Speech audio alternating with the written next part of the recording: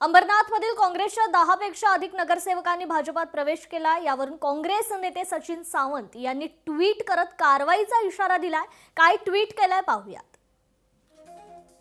अंबरनाथमधील काँग्रेस पक्षाच्या चिन्हावर निवडून आलेल्या नगरसेवकांनी भाजपात प्रवेश केला। हा प्रकार पूर्णपणे बेकायदेशीर आहे।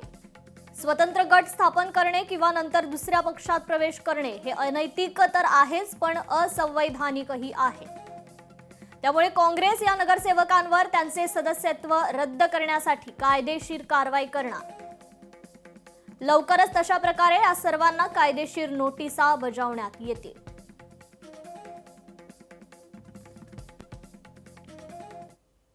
तर शिरूरमध्ये शरद पवारांच्या राष्ट्रवादीला धक्का बसलाय। पुणे जिल्हा परिषदेच्या माजी सदस्या रेखा बांदल या राष्ट्रवादीत गेल्यात।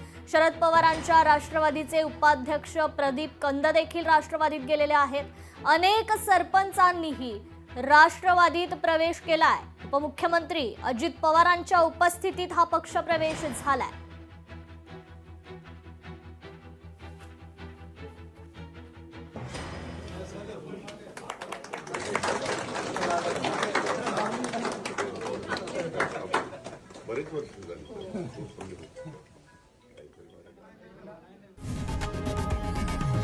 लोकशाही मराठी ऐका, पहा, जागरूक रहा।